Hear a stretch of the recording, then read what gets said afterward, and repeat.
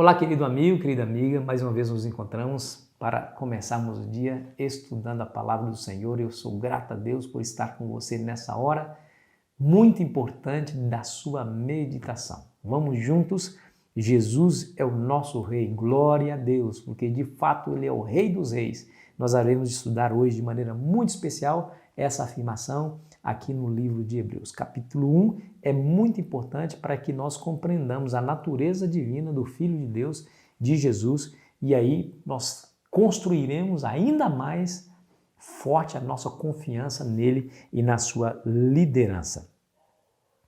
Jesus sempre foi o soberano do universo, nós sabemos isso. Ele sempre existiu, ele como Deus é eterno. Diz a Bíblia que ele não somente fez, aqui no capítulo 1, não somente fez a Terra, esse planeta, que é nosso habitat, mas ele fez o universo. Lá no verso 2, no finalzinho do verso 2, diz assim, a quem constituiu o herdeiro de todas as coisas, pelo qual também fez o universo. Que coisa extraordinária. Imagina a complexidade do universo. Então, tudo foi feito por Jesus. Ele é, de fato, o que diz ser o Deus eterno. Nós sabemos que ele, como o rei do universo, ele também deveria ser o rei aqui na terra. Mas quando Adão e Eva, infelizmente, cometeram o seu pecado, fez de Satanás o príncipe desse mundo. Quer ver? Deixa eu ler para você as próprias palavras de Jesus em João 12, versículo 31, que diz assim, chegou o momento de ser julgado este mundo e agora o seu príncipe será expulso. Essas palavras claramente estão apontando para o diabo. Ele vai falar, mais uma vez, no capítulo 14, versículo 30, assim, escute. Já não falarei muito convosco, porque aí vem o príncipe do mundo, e ele nada tem em mim. A terceira ocasião em que ele é citado é 16 de João, 16, versículo 11. Aí fala sobre a vitória que o Senhor Jesus obteve sobre o diabo. Do juízo, porque o príncipe deste mundo já está julgado. Meu querido amigo, pela morte da cruz, Satanás foi vencido. Jesus teve vitória sobre ele e adquiriu novamente o direito de governar sobre todos aqueles que o aceitam como seu Salvador. Louvado seja Deus, porque você aceitou a Jesus e você, aceitando a Jesus, você rejeita o governo do diabo sobre a sua vida e tem o governo de Cristo. O governo do diabo vai levar você à tristeza, à doença, à miséria, à contenda, à falta de paz, mas com Jesus o seu coração se alegra, se enche de esperança. Você começa a viver de acordo com a vontade dele, e por isso você encontra paz, sossego, alegria, felicidade e abre diante de você as portas do reino dos céus. Então, graças a Deus que nós aceitamos a Jesus. Muito bem. No capítulo 1 de Hebreus, nós vemos a intronização de Jesus Cristo. Nós vemos isso em 3 sessões. Quer ver? A primeira sessão, Jesus é adotado por Deus como filho. Veja o que está dizendo aqui. Capítulo 1, versículo 5. Pois qual dos anjos disse jamais, tu és meu filho e hoje te gerei. E outra vez, eu lhe serei pai e ele me será filho.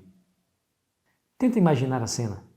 Jesus diante da população angelical e o pai se apresenta e diz, tu és meu filho e hoje te gerei, eu serei o seu pai. Jesus aqui sendo adotado.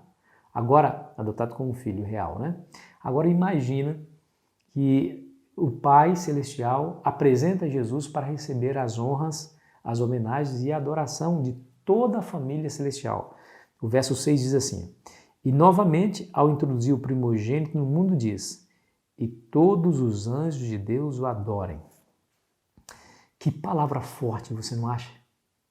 Deus agora apresenta Jesus como digno de adoração.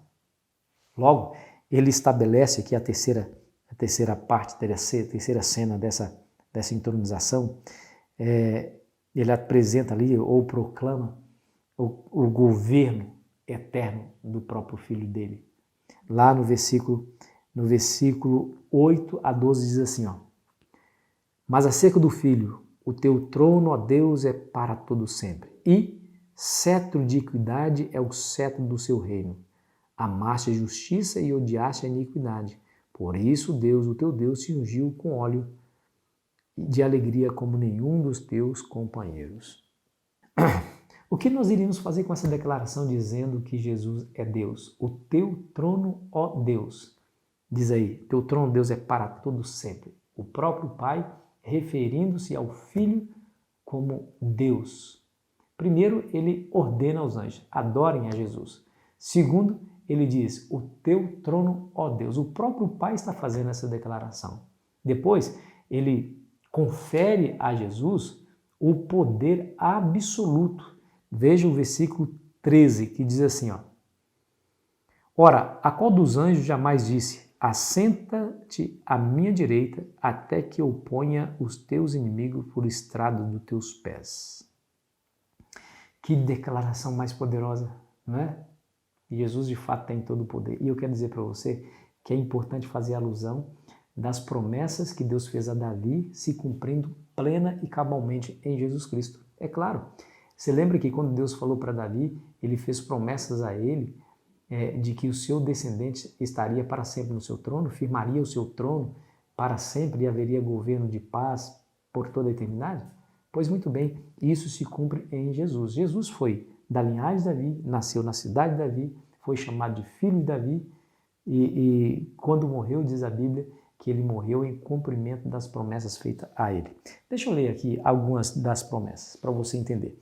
Vamos lá em 2 Samuel, capítulo 7. O verso 12 diz assim, ó.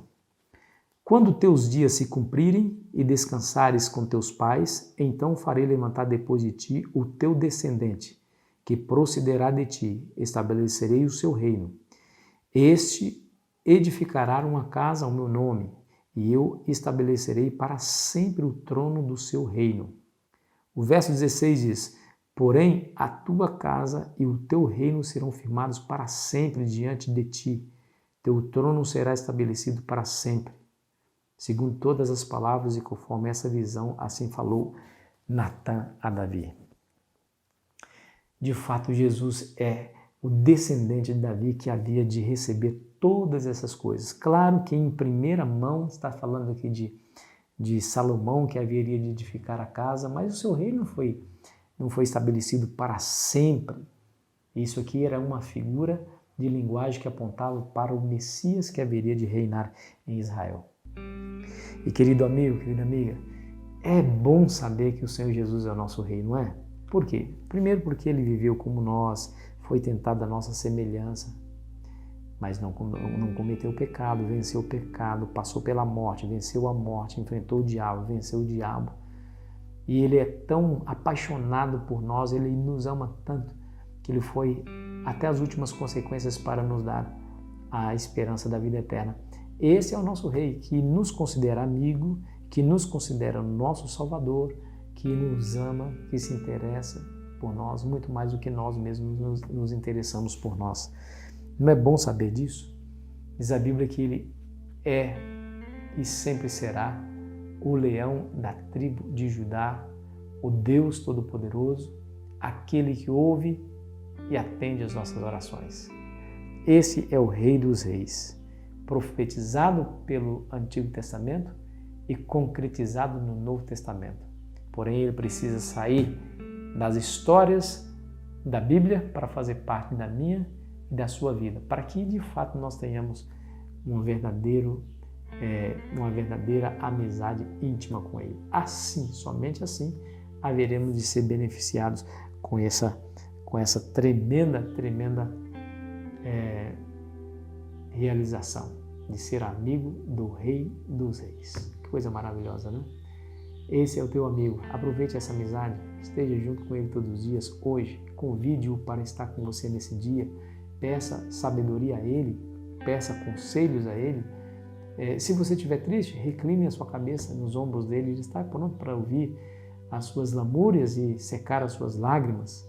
Ele está pronto para ouvir as suas orações. Ele é o Deus que te ama e que se considera o seu melhor amigo e o melhor confidente. Que Jesus te abençoe, meu amigo. Vamos orar. Pai querido que estás nos céus, abençoe-nos, Senhor, com essa visão, mais uma vez, de Jesus, o Rei eterno, que nos considera de maneira tão carinhosa, a ponto de nos chamarmos de seus amigos. Nos ajude a nos apegar a Jesus como o autor e consumador da nossa fé, em nome dele que pedimos. Amém. Foi muito bom estar com você, querido amigo, querida amiga. Amanhã continuaremos a nossa jornada. Aproveite bem o seu dia.